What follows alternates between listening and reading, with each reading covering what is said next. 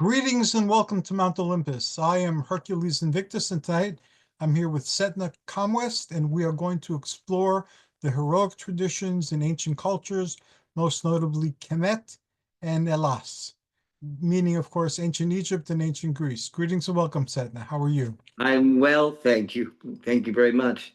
It's a beautiful day today. It was about 80 degrees, a little gloomy looking outside with a lot of fog, but I love Savannah, and I'm very glad to talk about one of my favorite deities, of course, which is Horus. And I, of course, am always enthusiastic about talking about my operant archetype, Iraklis, or Heracles, as people think it's called in English, and Hercules, as the world better knows him at this time. So, what is the heroic concept in Egyptian cosmogony and cosmology? Well, we have a god and a goddess that are warriors. You have the goddess Sekhmet, the lioness, and she is quite a warrior. She's called the sun, the daughter of the sun. So she's the eye of Ra and the daughter of the sun. And what she does is whenever injustice happens or excesses in the human's condition, Ra sends his eye down to keep an eye on things, but also to set things correctly. And then we have Horus, who is basically the reincarnation of Ra. Most people know the story of how Isis got her powers. And because he tricked her, pretending, of course, that he didn't know what she was doing, he put his energy into her. And so when she bore Horus, when she gave birth to Horus, he looks like a falcon. He looks exactly like Ra, because in a certain way, he is Ra. And he is the warrior that protects Egypt. He is the young man. He is the early morning. He's an amazing being. And he is the Hercules of Egypt because he rights all the wrongs. He had many challenges. One of them was to defeat his wicked uncle Set and to set things right and also to create the Egyptian dynasties. All of them descend from Ra or Amun Ra, if you wish, depending on which dynasty. And also they are all Setemhem, which means the son of the sun. So when a pharaoh takes his throne, he is Horus. He is Horus and he is blessed by Ra. So he becomes the chief warrior, the commander in chief of, as you were, of Egypt.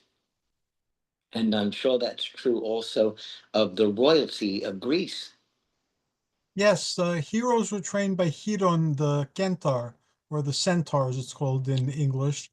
And basically, he taught the children of the gods, the children of royalty, and then exceptional beings who were brought to him and needed his tutelage in ways heroic. The quest for the Golden Fleece that opened the door to not only existing heroes to go on the greatest adventure in the mythical world, but also for heroes who wanted to be famous and known and recognized and respected and honored, uh, who were in Chiron's school, got to go on the Argonaut expedition as well. The heroic tradition as we have it now is different than what they had in antiquity because things mean something different than they meant in antiquity. So, for instance, the word hero in modern times, we think of somebody selfless and sacrificing.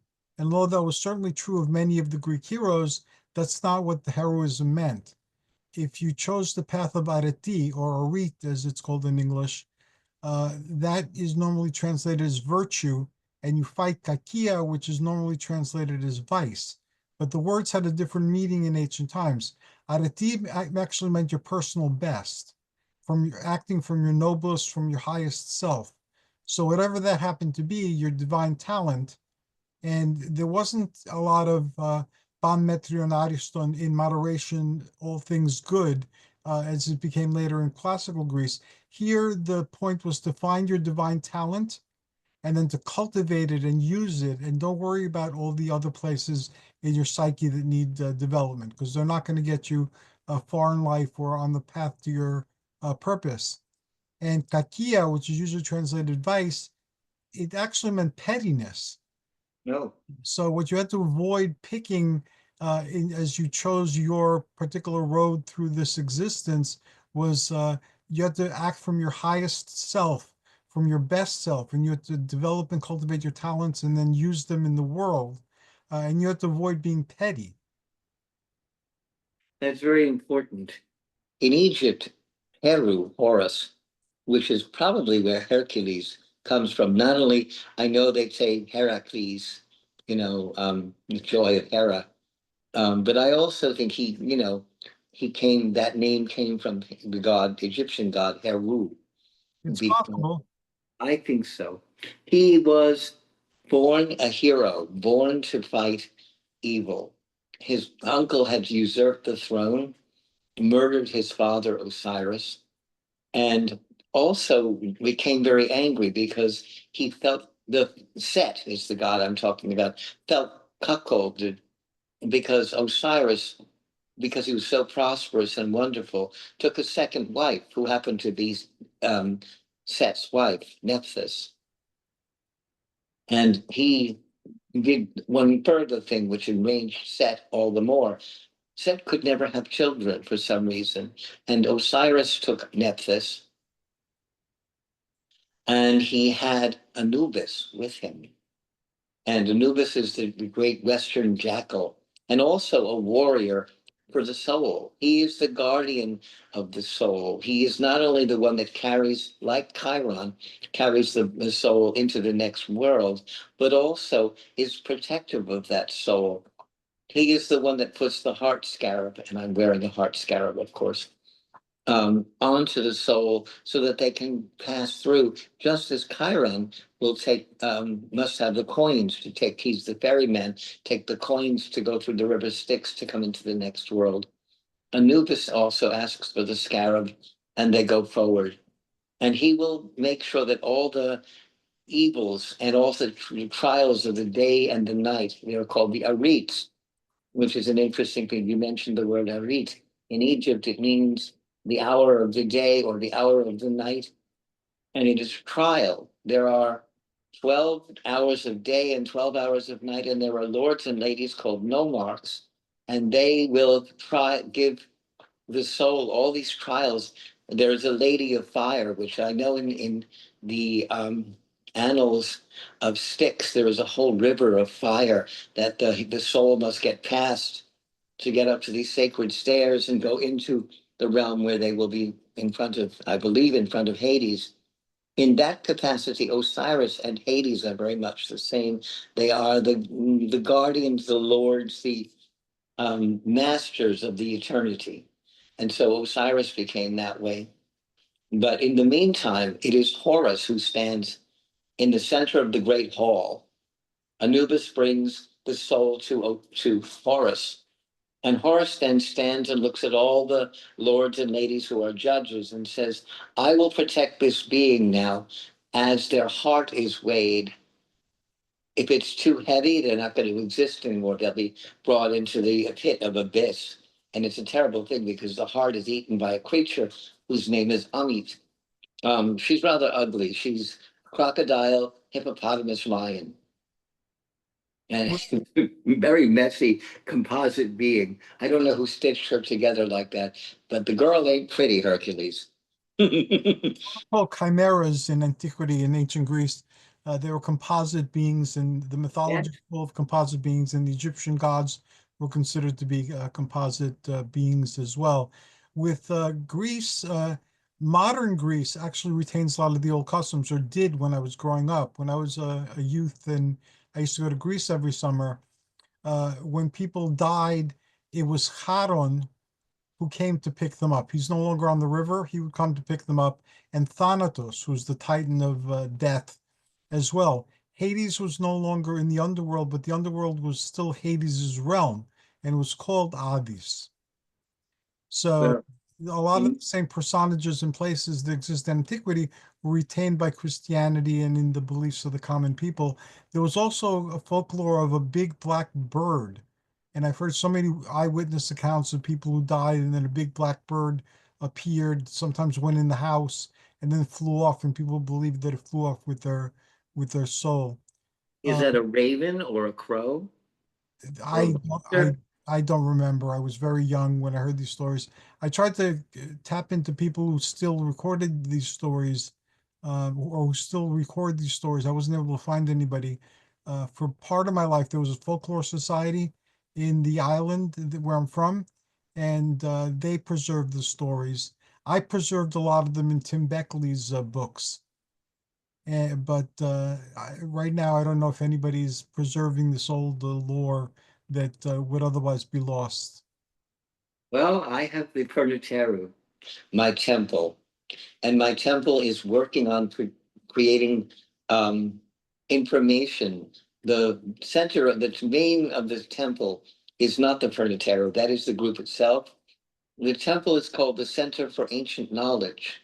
And so I am compositing and creating, I guess you would say, a library in a way, um, although it's mostly online, as it were, of folklore, um, implements, knowledge, different things. I'm having all these different people from different councils of my groups um, sharing their particular information from where they're from. I have one fellow, as I said to you, that is from India. Mhm. Someone else is showing me things from the Norse. There is a druid. I have myself the Egyptian, and I have a fellow who also practices Ifa and Yoruba, the African and island magic. And there is yet another who's come who's a Santero. So we have all these brilliant magical beings who are interweaving their stories, and we're working on rituals that Fantastic. in amazing rituals where everybody will take their part, just as in the temples in Egypt. As you said, the composite beings, the gods and goddesses wore masks Right. so that they would take on the abilities, the attributes of the spirit that they're working with. The priests and priestesses did this because they believed the gods and goddesses also did. And I of course, do. I don't like to say things that were. I say that those things are. I don't think that those beings are inert or asleep. I think they were sitting around for the last 2 or 3 thousand years, watching what was going to happen next. And I do feel an upheaval. This is the year of the snake in the Chinese New Year. And it's also, as you know, the year of fire and ice, and was unfortunately very apparent. We had freezing colds in the east and horrible raging fires in the west. And so the two dragons, the ice dragon and the fire dragon, were fighting. Very much like what you saw if you watched the Game of Thrones, there was a fire and ice dragon. And so that's what's happening now. We are battling fire and ice. And we're about to come to my least favorite part of the year. On the Ides of March, which is March 15th, we shall have Mercury retrograde. And it's an interesting thing. It's the first time since the death of Julius Caesar in 44 BC that the Mercury, the planets will align in a certain way. Mercury has gone into retrograde on the Ides of March. So I'm really watching to see what's going to happen next. Um, I'm hoping it's not going to be as cataclysmic as many psychics are now predicting. Yeah, we'll wait and see what tale the stars tell and the planets and their conjunctions and configurations in the night sky. That's always been of interest to me. I'm not an astrologer, and I guess you could say I'm not very learned about astrology, but the myths, the stories that people put in the sky, those I'm very familiar with. And I relate to them on that particular level, the astromythology of antiquity that continues very much to this day. The Greek gods weren't sitting around or waiting. They were guiding certain currents in Western civilization, especially when it comes to creative self-expression, all the art that they continue to inspire, and in matters civic, because the ancient Greeks helped spread civilization throughout the world, and the arts and philosophies and scientific knowledge and so forth. So they remained visible symbols through paintings and statues throughout this age. Some would argue this dark age. but they've been pretty involved with the human race continuously. They're no longer worshipped as widely as before, but transpersonal psychologists have found that the Greek gods and all the mythic stories are embedded deeply within our psyche if you're in Western civilization. So the gods are always alive and acting out their stories, as Joseph Campbell pointed out, through our lives. The So, Egyptian gods have also rumbled forth and have made themselves very well known. I believe very firmly that that was why the tomb of Tutankhamun was found. It brought a resurgence of what we call Egyptomania, yes, the it did. great, great passion for Egypt. And I've had this all my life. And that wasn't because I discovered King Tut. I came into this because of different things, but it became the culture I knew was part of my past lives and is very much alive in my current life. I am, as everyone knows, a pagan, but I am first and foremost an Egyptian. I am an Egyptian high priest. I follow the ways, traditions, and rituals and prayers of the ancient Egyptians, just as they did. I read the language, I understand it. I have another person I'm working with who is teaching people the language, the spoken language of the ancient Egyptians. This is a very hard thing to do because we don't know what they sounded like. We know what the Coptics sound like. And from what he's showing me with phonetics and such, it's not the case. It's a very interesting, different language. It isn't like Arabic. It's not like Coptic. It isn't like Hebrew or Arabic, any other of the regional dialects. It's more African. Um, a bit like Arabic, but not quite. And it seems to me to be a mixture of many other different tongues. And that would be true because Egypt became, I would call it the shopping mall of the ancient world. Everyone went there for perfumes, for gold, for jewelry, for wheat, for perfect cotton, linen, many, many other kinds of goods. Egypt became the shopping center for the world. And the Romans, of course, took most advantage of that, as did Alexander. He knew what Egypt was called the breadbasket of the world. And so he knew how to feed his troops and feed all his colonies and all his possessions. He knew that Egypt would feed the world. And I'm hoping that that kind of positive affirmation and positive energy comes forward again now, after we move this strange Mercury retrograde, strange cataclysm, until we bring into prosperity now again of the gods of Egypt and their people, which are among which I am among of, I should say. You're doing great in rekindling that flame in the consciousness of people while they're awake, and you're to be commended for it. And I'm very interested in the things that you're doing. I want to show people that where we were is going to give you a guide to where we can go.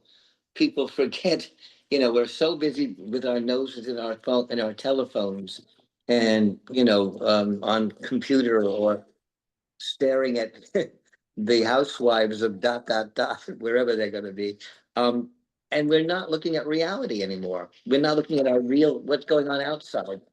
We have to feed the homeless. We've got to make things a little better. I'm hoping that this will come about now. We will see how things change. But the age of Aquarius, which is the age of knowledge and questions, and started in turbulence. It started, of course, with the destruction of the Twin Towers. So, the age started in chaos. And now I'm hoping now we will come now into the part of wisdom and knowledge. And also, and you're the epitome of such, the age of getting your bodies back together again, getting us more than exercise, feeling good inside. I'm walking, as I told you, about 8 miles a week now. I used to do it a day, but I'm 66 years old and I'm not going to walk 8 and 10 miles a day anymore. My knees don't put up with that anymore. So, and I am working on a slew of things like glucosamine and vitamin D and many other different kinds of vitamins, as well as a retinue of herbs and oils and things that are keeping my body looking a little more healthy than I might have been. After I lost my life partner 4 years ago now, Wow. I gave up. I stopped. We were talking. I knew you then too, but I just sort of shut down. I gained, can I be honest? I gained 45 pounds. I had a very famous ice cream store up the block, Nasto's. You're from New Jersey, you know Nasto's. And I gave in to temptation way too often. I also had amazing places for pizza, all these things that I shouldn't have done. And I was walking through the supermarket and ignoring my vegetables and ignoring my fruits and all the things that would really be healthier for me, which I've now taken back up. And I've learned if I have a hankering for cheese, I'm going to do mozzarella. Mozzarella is the least fat of all cheeses, and and it's also delicious. And feta cheese is that way too because it's also not a cow product. That is goat or sheep, I believe.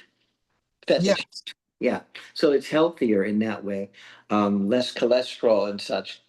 I'm also making sure that I have cranberries, and in the morning I have cranberries in my oatmeal. Oatmeal will get rid of cholesterol in the blood.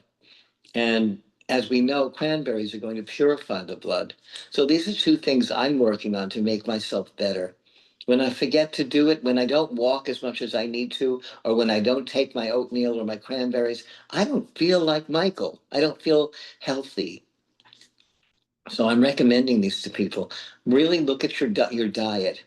A friend of mine, her name is Brenda Gallagher, years ago taught me how to look at blood types and what foods are correct for your particular blood type. I've heard of And that. yes, well, I've been working on that. I'm an A positive blood type. And so what she said to me, and I've learned it's true, I needed more fruits, like, and more actually berries. And it's true. I'm obsessed with blueberries and strawberries, um, cranberries. They make me feel better. It's the right digestible sugar. Your body uses it. I'm also a big fish eater. Um, your body uses fish almost instantly. Did you know that if you're sitting there and chomping on your McDonald's hamburger, that it's going to take you almost 21 days to digest that meat? It's going to Um, sit there I in your, wasn't yes. aware of that, but I haven't had a burger from there, oh God, in decades. Well, I'm just saying, even if you have a steak and things, your body takes 21 days to break that down. Whereas if you have something like um, legumes like beans. Your body uses those, or fish. Your body uses that almost instantly. It becomes part of what you're doing, and you'll feel better. And also, fish, of course, have CoQ10 and all the other wonderful things that are in fish oils, which we're discovering more and more our bodies really need. And also, as I said, with the vitamins and the fruits, it's important. And to find the right herbs that work with you. Um, I often use a lot of garlic. You're Greek, you have to do garlic. I mean, I it's take correct. garlic, I take garlic in supplement form. Athena is very sensitive to garlic, so we don't use the fresh garlic anymore. I'm a rather good cook, so it's in everything I cook. And I also use different peppers.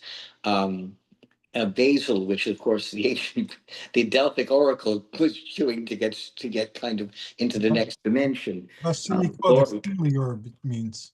laurel leaves are bay leaves, and Yes. yeah, so that is what she did, and they also put that upon a brazier, and this stuff scent and stuff would send the Pythia into orbit. Besides the methane gases they found below Delphi, also did a couple of things too. They could have blown up the place if they really got fire down there. I guess they might have, yes, the fissure in the earth from which the invisible gas came out, discovered when a goat walked by there and started acting very strangely, and then the Pythias would sit on tripods over the fissure. Yes, yes, they did. They would speak in tongues, and the priestcraft would interpret their utterances and extract meaning from them. It is the same way on the top of the pyramids in both Peru and Mexico. The Aztec and the Inca burned all kinds of herbs on top of the altar, and the priests got very, very high, very spiritual because they were shamans. And then they also would speak in tongues and such. And then the third priest, there was always two priests. One, uh, there was a fourth priest who would cut the heart out of the sacrifice, but the third priest was the one that would make the pronouncement, and then the king in both Inca and Aztec would then pronounce to the on top of the pyramid what was going to be the next thing that would happen. In Egypt, the Egyptians were not exempt from using shamanistic energies also. The fragrance of the blue lotus is a hallucinogen. It will send you into an altered state also. And you'll see many paintings of people at parties drinking palm wine and putting to their nose the blue lotus. It got them very, very much into another dimension. Mm. So, I don't do substances, but I've heard of various substances, including mushrooms and a couple of other plants from South America or the South that put people in these states. The DMT molecule. Uh, yes, yeah, yes. yeah. The Aztecs used the peyote, just as the Native Americans did, and mescal from the cactus. And so all these things were done. I don't know how that affects the rest of you, um, body wise. I'm saying the rest of your body. But I don't like to pollute myself that way. I don't even drink. The one poison I will say that I do involve myself with, and I am guilty, is coffee. Um, Coffee is a stimulant, of course, and makes the body, but it also McDonald's. There you go. I don't drink um, anything from Dunkin' Donuts anymore. And I used to love it, but I don't like their coffee anymore. And I used to go to Starbucks, and I felt that was kind of burnt tasting, so I stopped. And I don't know, one morning I just decided, okay, McDonald's has cold brew coffee, ha ha ha. And for $1, and it's also delicious, I'm not laughing anymore. And I don't have anything in there. There's no syrups, no milk, no sugar. It's just plain black coffee. And what that does also is help you keep regular, shall we say? Hmm. And it also, it will, did you know that coffee produces endorphins in the brain that will stimulate you to think?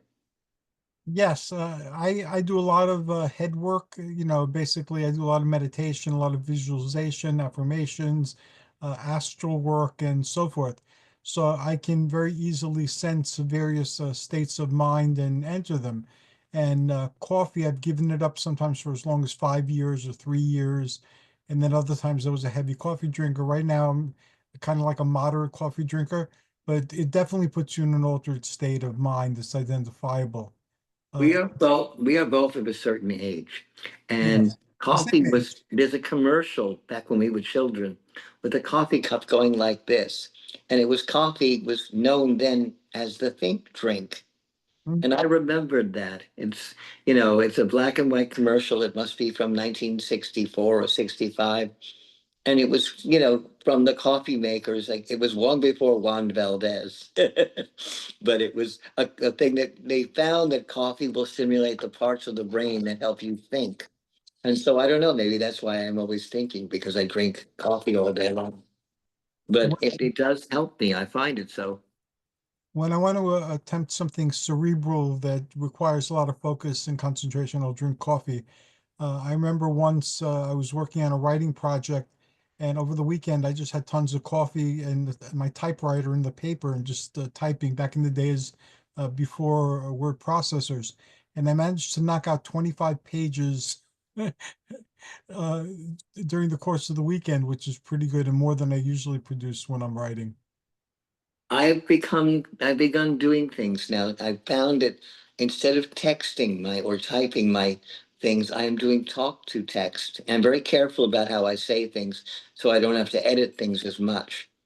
But so um, while I'm doing that, I am drinking coffee and I'm having a conversation. Often my housemate will look at me and go, or come, past my room and say, "Who are you talking to?"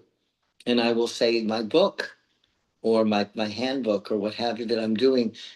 I find that I'm a better storyteller when I'm speaking than I am when I'm typing. And I think that the coffee does really very much help me that way too. But it's the only thing I do. I don't drink wine. I don't take any kind of pills. I don't smoke anything. It's the only quote unquote vice that I have um, for a very long time. But I also do a great deal of different fruit juices and also vegetable juices these days. I have a juicer here in the kitchen, and so I will take wheatgrass and I will take, I happen to like putting carrots in there and apples. Um, Sometimes a mandarin. I like the mandarin better than regular orange because it's a little more pungent and it Mhm. also has less sugar. So I like that too. I'm trying to watch, that's the problem with berries and fruits. There's a great deal of sugar in them. So you have to watch that way. I've also discovered, and I thought I was revolted at first, the green spirulina, and it's And the one mostly protein. is Yeah, also yeah, I back in my agree. deep trance mediumship days. That was one of the things I was drinking. I have to watch my sugar because I have type 2 diabetes. Yes. And right now, basically, that means keeping away from carbohydrates, especially simple carbohydrates and the sugars in fruit. And my diet is high protein, high fat, low carbohydrate. So I usually that means some meat and some sort of low calorie, low carb, high fiber vegetable. So that's pretty much what I'm eating all the time. And I've done this several times. I stop monitoring things and then I sometimes get out of control again. But I found that that diet, if I stick to it and drink a lot of liquids like water and certain teas, I can get my blood within normal range in a couple of months. I'm also using mushrooms, and I don't mean the psilocybin and such literal mushrooms more in my diet. When I Awesome. I do a great deal of Middle Eastern and Italian and Greek and Asian cooking, and so one of the main ingredients I use is ginger also, and that also helps to regulate the blood. Yes. And it's a very good thing to work on the joints. At my age, I have to watch my hips, my knees, my elbows, sometimes even my neck. And the different, I found that ginger really helps that work. So that works. And from Egypt, I will use some of there's a grain, an amaranth. You have it in Greece also. It's Yeah. sort of a wheat, but not really. And I'm also cooking when I'm looking for pastas these days because I love pasta. I'm trying to do things from sunflower, from um, avocado, not avocado, sorry, artichoke, things that are not carbohydrate, that are more proteins. And that seems to be working. And I've also learned I'm making, spaghetti out of zucchini. This. Yes, I love that. The cauliflower rice and the zucchini. Yes, Yeah, yes. So these are things we have to do. Life changes, so you've got to change your life. that's very And true. that's one thing, and I'm going to get back to Horus and Hercules. It's the same thing. As they went through their labors, both of them, they had to adjust their thinking, they had to adjust their bodies, they had to work on, understanding. Hercules would go into a village and save people, um, or Horus would go and govern a new area, and he had to understand the peoples and the animals and the environment around him and adjust himself. And I know that that's true of Hercules also. The heroes, in order to become someone worthy of homage and worthy of, I'm not going to say worship, but worthy of respect from the people that they were working with. They had to be a good example of those things, and Right. not only physically, but also inside, and also to present the correct way that the soul would shine. And that's what I see, and that's what I try to do as a high priest, to show people how to help their souls to shine, and to get away from all the negative in the world. You know, there's so much gloom and doom. People are complaining all the time about everything, and all you're doing is building negativity. Right. The god Hermes in Greece, and in Egypt, the god Tehute, who is the same deity, the god of knowledge, said, if you use words of power incorrectly, you will have a negative result.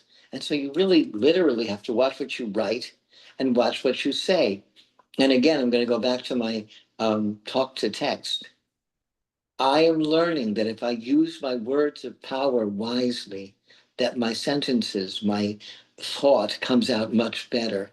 I'm able to think it out because I'm talking to myself, and I feel like I'm talking to my readers. And I hope it comes out that way. You've read a few of my things. Yes, you're a very good writer and very colorful and creative in your self-expression. And again, you are able to introduce topics that many people are unfamiliar with in a very fun way. Well, I've said this 1,000 times, and I'm going to say it again. When you make people laugh, they tend to move forward and they want to listen. And when they listen and they really, really listen, they're going to learn and they'll retain that knowledge, because maybe I'll tell a joke and they'll remember the joke. They'll probably use the joke, but they'll remember the knowledge I've given them that way. And I'm going to take it, give that energy and give the credit to a little Egyptian god called Bes, who also you say is an embodiment of Hercules. Hercules. Let me explain that. Uh, Hercules incarnated many more times. The Oh, ancients, yes. in some of their books, they discuss how many times. Some people thought like a low number. I seem to remember five. Some people thought as much as 44 incarnations they had the experience. But before the Olympian order, during the Titanic order, and I guess during the time of the Minoans, in Crete, Hercules was there. He was one of the dactyls or fingers of Rhea who guarded the baby Zeus and started clanging their swords and their spears and their shields together to make noise to divert the attention of Kronos. So, because I forget what he did, but Zeus turned him into a lion or Kronos turned him into a lion. And so that was an earlier incarnation of Hercules, and there were the Curites and the Corybantes and other type of um, entities that lived in the sea or on islands that are in the sea, where they did mysteries that most people think of as confined to Samothrace. So the Samothracian mysteries they were called, and these were the Kabiri. And Hercules was one of these ithyphallic finger entities. And many papers have been written comparing him to Bes of the Egyptians. And even though Bes is very different in the personality and the makeup of the Hercules that we knew later on, he was a very earlier version of Hercules before the Olympian mythology. But what's really interesting is they've discovered that that little character, Bess, actually came from Sumeria. There was merchants and such that brought this tiny little Right. bandy-legged god from Sumeria, and apparently the deity himself wasn't pleased with the Sumerians. They didn't worship him anymore, and so he ended up going to Egypt. And the Egyptians thought he was funny. He's also one of the gods. Like many other cultures, they Egyptians used dwarves in the making of jewelry. Their hands being smaller and more intricate were able to do things that people with larger fingers couldn't do. And Bes was also known to accompany women when they were in childbirth. He worked with the goddess, the hippopotamus goddess, whose name is Tararet or Tourette, and she would say words of power, and he would dance and make the woman laugh and forget the pain that she was having giving birth. And before you know it, out came the baby. And so this is something that I was going to say he brought with him Anise, anisette, the licorice kind of thing, Yes. herb, and that also is good for your body because again, it's going to work. It's a blood purifier, but it also lifts your spirits like chocolate does without the calories. So it's a Yep. good thing to have, and it freshens the breath. So I'm known to chew on little pieces of anise seeds when I'm, feeling depressed or down and such. And it doesn't happen very much anymore anyway. Having changed my environment to this beautiful place that I live in now, I don't get depressed much at all. I will say when I was north in a certain town, I was quite often depressed because of what I saw going on, people being very abusive to each other and Very treat different person, a happier person, a more productive person, most and definitely. a more ambitious, I guess, in a good way, person. And I've seen your dreams unfolding the longer you stay there. So I'm like really happy that you found your place. Well, remember, there's a place up the block called Olympus. Yes. Olympus is everywhere. No, but this one is really beautiful. It's surrounded by basket palm trees, and all kinds of, it's just an oasis. And I find that in Savannah in general, the area is just mystical, fantastically beautiful. The people are so damn nice. I hate to be awful, but living where I was, people weren't very nice. They were pushy and grumpy and unhappy and oh, this is wrong. Or I'd be riding the PATH train or the subway, and people were just so, I didn't see anybody smiling. Oh, Mhm. they were on the subway and I gotta go to work or I'm coming home and I'm tired. Nobody was laughing. If you talk to Savannians, well, these people will talk to you about literature and art and music and how beautiful the area around them. They don't even take we have gorgeous, gorgeous trees everywhere, and nobody takes them for granted. And the Spanish moss that looks like, when you do Halloween and you put the spider webs up, there's Oh, spiderwebs. Okay. Spanish moss everywhere. It's just beautiful and a little bit haunting and mystical. And so it had changed my entire outlook on life. And I will say this to people, because we're talking about health and we're talking about heroes and things. If you're in an environment in the world where you feel, oh God, I can't do this anymore. And you're trudging through, it's time to move on. It's time to change your place. And I know it's hard in this economy and such, but it's time to get off your duff and change your world because you're the only one. If you don't do this, no one else is going to do it for you. Very true. My mom said something many years ago, and it was life is what you make it. And very true, nobody's going to make my breakfast. Nobody's going to change my litter box. My cat certainly isn't. He'll look at me like, okay, daddy, pick that up. I just pooped. And that's the point. You got to do it yourself. No Right. one, you can ask for help, but even that is you're doing it. You're asking, you're putting that energy out there. Words of power, the god Tehute, the god Hermes, words of power, putting out the language, and you'll change your whole world. I did it. I know I did.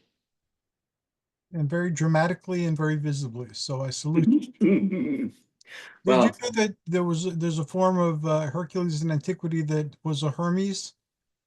They were Herms, where instead of the bust of Hermes, they had Hercules with his lion skin helmet and his club. So these were Herms, and Hercules, like Hermes, was thought to be a psychopomp, and he was also the god of boundaries and transgressing boundaries. So he wasn't bound by the boundaries; he could transcend them and move past them. the And boundaries in Egypt are called nomarchs. They are little regions. And Horus was the god of the nomarchs, the keeper of all of those things. He was the governor of all the governors. That's what a pharaoh is. He isn't, he's a king, but he's also a priest and he's also a judge. He's the one that will say, okay, this side is your side, that side is that side. And I want you guys to share goods. If you're making baskets and you're making fruit, you fill up his basket, you give him his baskets, and you give them the fruit, and they seem to work. I mean, the Egyptian civilization, far as we know, lasted about 7,000 years. The only ones that have lasted longer, possibly, are the Indian and the Chinese. And the Chinese culture is not, when their revolution happened, they took a lot of things away. The Indian culture is still as it was. They follow the deities. They are very, very devout to their rituals and ceremonies.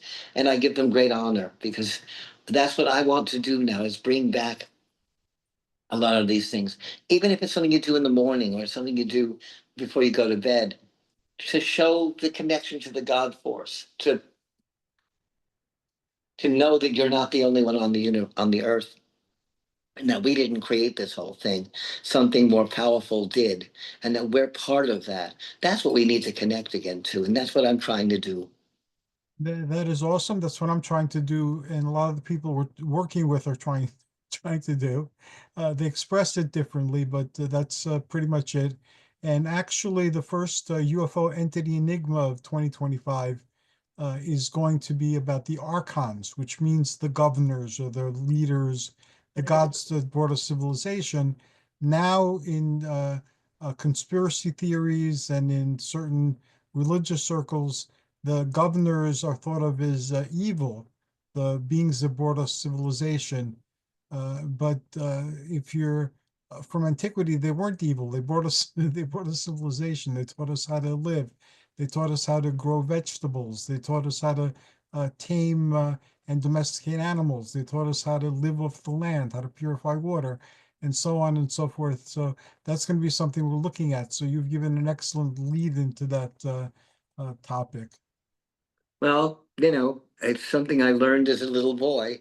And it, I guess it's going to sound funny, but thinking about Fanny Bryce, I'll blow my horn till someone else does. And that's what we got to do. Blow the horn.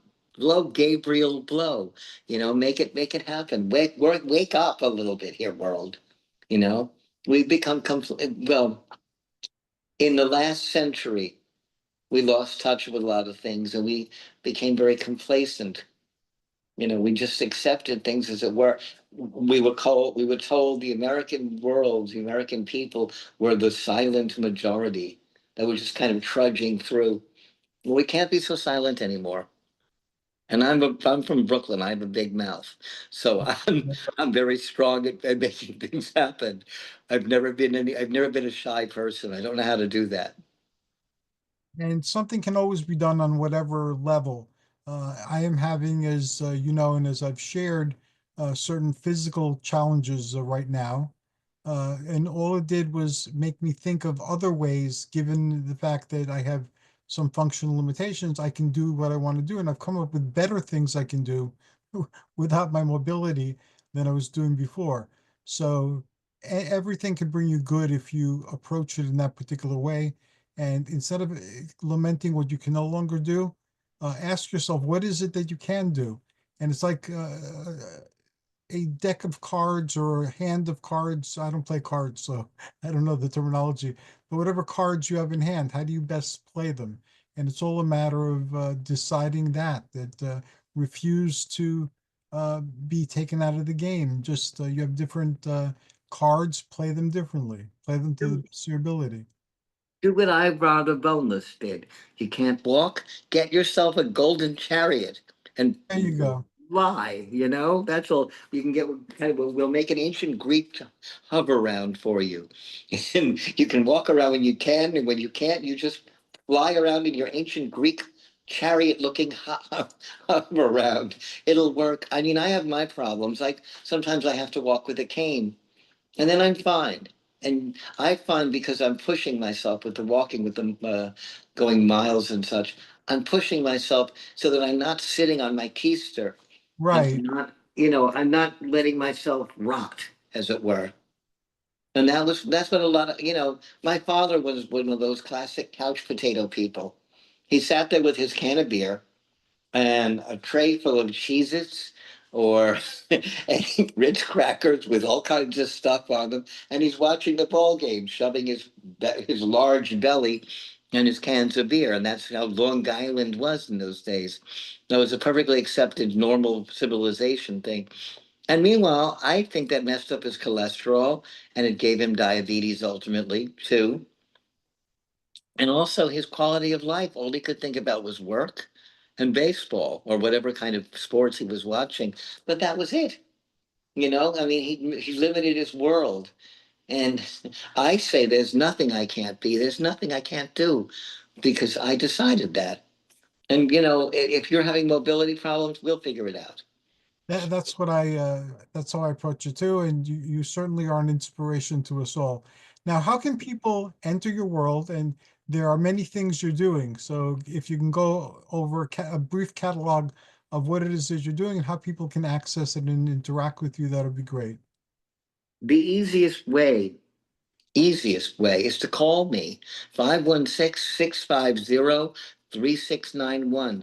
I have a huge amount of services and different items that I'm selling, things that I'm working on. I have my temple, which is Perniteru. You can work on Perniteru on Facebook, Perniteru Temple. You can get me on Perniteru Temple on Instagram. I haven't moved it to too many other places. You can get me at Michael K. Waterman on Facebook. If you want to email me because you're that kind of person, email me at mkwaterman@icloud.com. If you're interested in the temple, you want to become one of our avatars, one of our people, please. I have levels that we work with. And if you want to join our council, which is the Center for Ancient Knowledge, and you have your own traditions already, but you'd like to be part of what we're doing, which is almost interfaith, international. I have people from all over the world I'm working with. You can get us that way again by Michael K. Waterman at iCloud.com. Or you can reach me, of course, through Hercules, who is the master road of all things. All things in Rome led to Rome, and all avenues these days lead to Hercules Invictus. So you can get me that way too. Thank you very much. You're certainly approachable and very easy to find and interact with. Thank you, Setna, for another wonderful conversation. It was very enlightening and again, lots of fun. You're an amazing individual. And thanks to you tuning in. Hopefully, we've piqued your curiosity and now you will explore these ancient mysteries on your own or with our help. Take care, everybody. Blessed be life, health, and prosperity all. Ditto. And good night.